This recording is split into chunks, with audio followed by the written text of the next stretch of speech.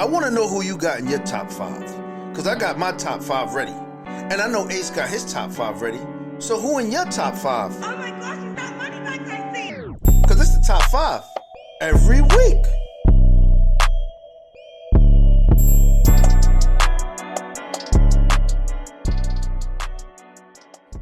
Like to welcome y'all to another episode of Top 5.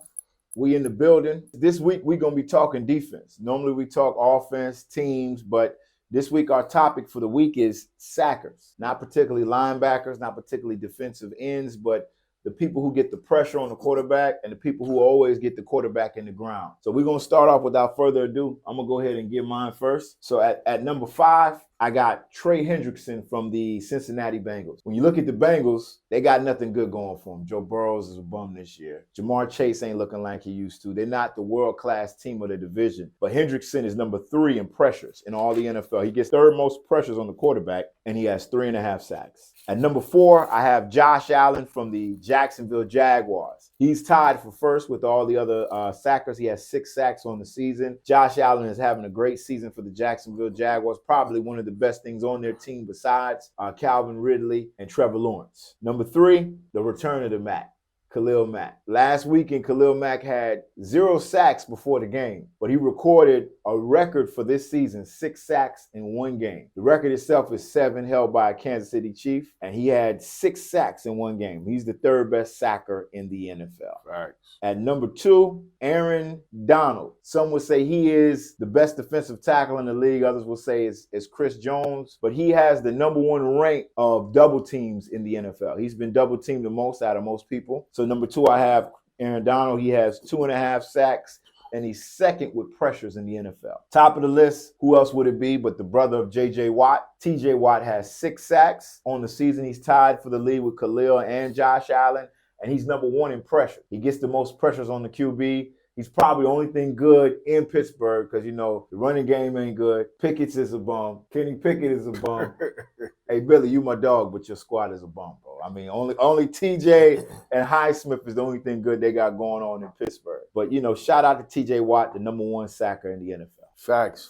It's your boy Shooter, man. We're gonna jump right into it, man. When you think of when you think of NFL, you mostly think of offense. You know what I'm saying? So I'm glad that we're covering defense. Facts. Because we want to be all the way around the board, man. We want to show y'all we just not one track pony. You know what I mean? We get it in on both ends of the ball. And it's good to give some of these defensive guys they flowers and give them they props, man. You know what I'm saying? Because a lot of props goes to the offense and scoring points and stuff like that, and the defense normally get overlooked. At number 5, I'm going with Max Crosby from the Raiders. Okay. The Raiders ain't really got nothing going on either, man. Besides gambling out there in Las Vegas, I don't know what they doing out there, man. Like, Yo. You know what I'm saying? But Max Crosby on the defensive end, he's one of those bright spots that you could see a future, man. He was a 4th-round pick in 2019. He's going out of week 4 with 14 solo tackles, 9 assisted tackles, and 4 sacks. I think, like I said, for the Raiders, man, I think he's the one bright spot that kind of keeps them from looking like the Giants and getting blown out. You know what I'm saying? On the defensive side of the ball. Definitely.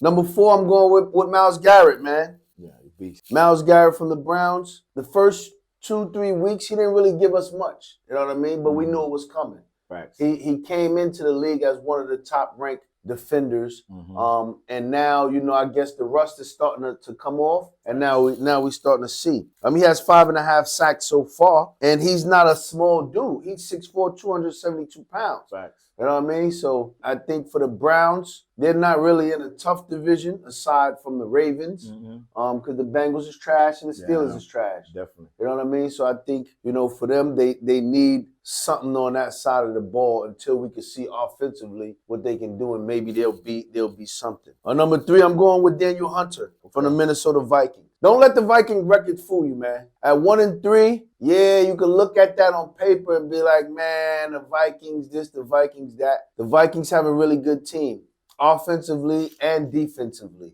What more can I say, man? That's true. 15 solo tackles, 5 sacks, 1 forced fumble.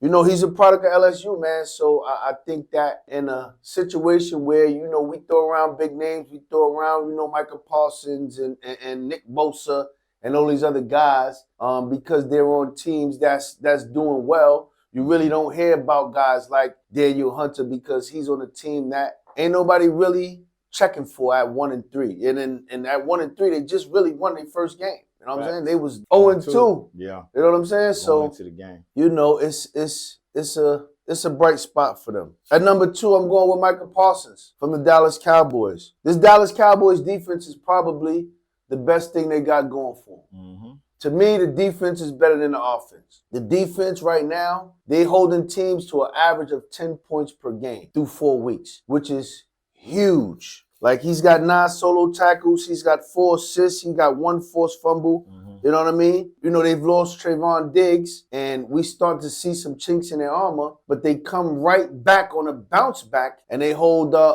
Patriots. the Patriots. They held the Patriots to 3 points. 3 points. You see what I'm saying? Yeah. I mean, we know the Patriots ain't the best offensive team, but for their defense to come right back from a bounce back game after giving up 28 points to the Cardinals, you know Michael Parsons do what he do, man. You know, he's from the class of 2021, man, first round draft pick, and he's getting right to it. You know what I mean? He's getting to the quarterback. He's forcing fumbles. The guy's amazing, man. Right. My number 1 guy, I agree with you, man. TJ Watt, man. Bad boy. You know what I mean? Put that spark in them Steelers, man. He is the only thing going for the Steelers, man.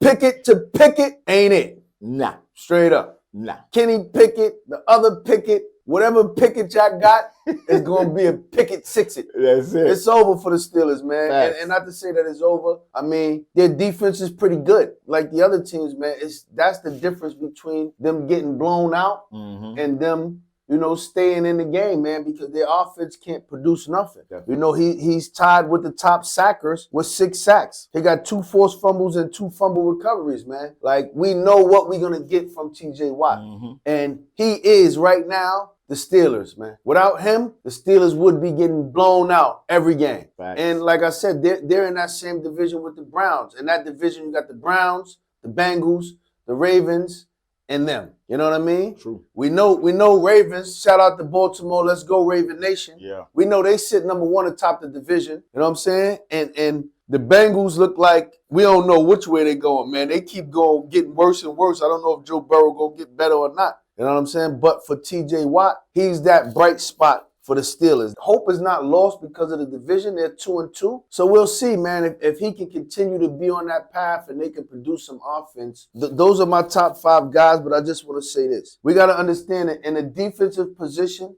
if you have an offense that can stay on the field a little bit longer and give your defensive guys a chance to rest, the defensive guys will be able to produce more for the team. That's true. But you know, some of these defensive guys, and that's what makes these guys so special, is that a lot of these defenses with these losing records, they're on the field a lot longer than some other defensive guys, and they're still getting it done at a high level. Definitely. You know what I mean? So kudos to the defensive guys, man. We love y'all, man. Keep doing what y'all doing. Yeah, we was off camera, and Shooter, you made a good point. We got this new segment. We ironing the kinks out, but we definitely want to talk about it, man. Let us know how you feel about Monday night's game. Listen, man.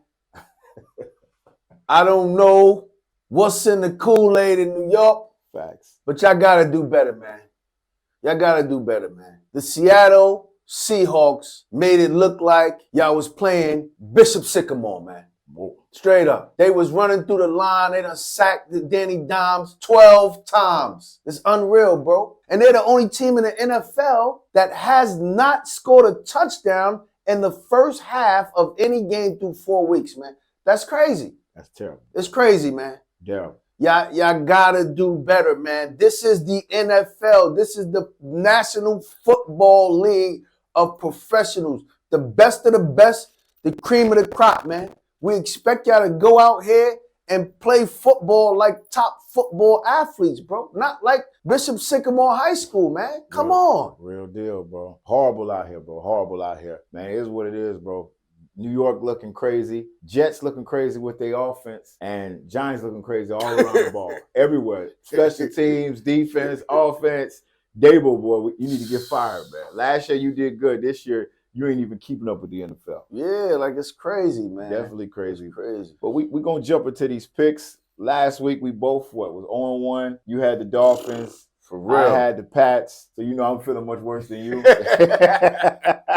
We both was 0-1. But we finna get off the snot. I think me and Shooter both about to go 1-0 this week. We're gonna give our picks. So this week for me, I'm gonna jump on the ledge. After watching Kansas City struggle with Detroit, after watching Kansas City struggle with the Jets, Kansas City has to go into Minnesota. And the third ranked quarterback in the league, Kirk Cousins, the best ranked wide receiver in the league, Justin Jefferson, goes up against that defense that had Zach Wilson looking like he was Aaron Rodgers on Sunday night. I'm going with Minnesota. I'm taking Minnesota not only to cover the 5, but to win the game. Final score is going to be 34-31 Minnesota at home. So you saying if I got Kirk Cousins or Justin Jefferson on my fantasy roster, it's a must start. Oh, must start this week. You better must start him versus that. Listen, Nick Bolton is still hurt. He got that bad ankle. He got the same ankle injury as Saquon Barkley. He only been out 2 weeks. Saquon been out 3. So they got some issues on the defensive side. Only thing they got to hang their hat on is Chris Jones. And then Travis Kelce don't even look like Travis Kelce this year. He's not even putting up the numbers he putting up. Patrick Mahomes got to run the ball all he did. And then just talking about what you said with your top 5, Daniel Hunter looking for Patrick Mahomes on Sunday. Oh, Patty, you're going to be running for your life. You're going to be running for your life. I got Minnesota 34-31.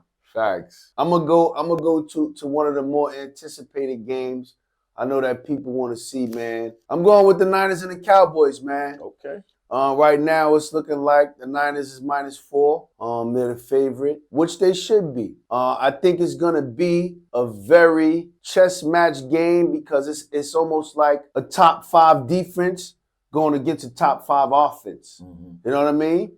I think the difference in the game is going to be, can the 49ers offense get past the Cowboys defense? And I think the weakness in the Cowboys is their secondary. You know what I'm saying? We know the line is going to be what it's going to be, but Christian McCaffrey is the best running back in the league right now. Like, second to none. There's nobody even close. Can't even touch it. You know what I mean? But then another thing, I think that can the 49ers defense stop the Dallas offense, which I think they could, because the Dallas offense hasn't really shown us anything outside of really Tony Pollard. You know what I mean? And I'm not saying it's going to be hard to run the ball against San Francisco, but it's a 4-quarter game, man.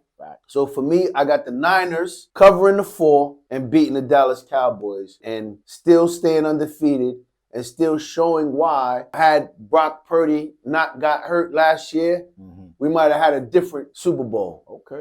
You know what I mean? Definitely. Give us a score. What you think the score going to be? I think it's going to be 28-21. Okay. Definitely. They got to come to San Francisco, so we're going to see what happens to them cowgirls on Sunday. Facts. Definitely going to see. But we appreciate y'all tuning into another episode of Top 5. Y'all keep letting us know what you like. If we missing something that you want us to talk about, let us know. Comment below, subscribe to the station, and we appreciate all our viewers. Definitely, man. And every week we're going to try to switch it up, man, and not give y'all the same looks every week as far as players, as far as teams, as far as different things. So we're gonna go all the way around the board, man. And like Ace said, man, we going to start this new segment. Not only we're going to give y'all our top 5s, but we're going to give y'all a kind of like, damn, homie, what the fuck happened to you this week? You know what I'm saying? The worst of the worst of somebody that did something crazy, or some team that did something foolish or got mollywopped for this particular week, man. And this week, the what the fuck happened to you segment goes to the New York Giants. So look forward to that every week. And we're going to keep getting better every week, man. Check us on Tree Culture, _studios, and at Tree Culture Radio, man. And tune in to the Tree Culture Radio station every Tuesday, 7 p.m. Live365.com/Tree Culture Radio. Peace. I want to know who you got in your top 5, because I got my top 5 ready. And I know Ace got his top 5 ready. So who in your top 5? Oh my gosh, you got money back, I see. Because it's the top 5 every week.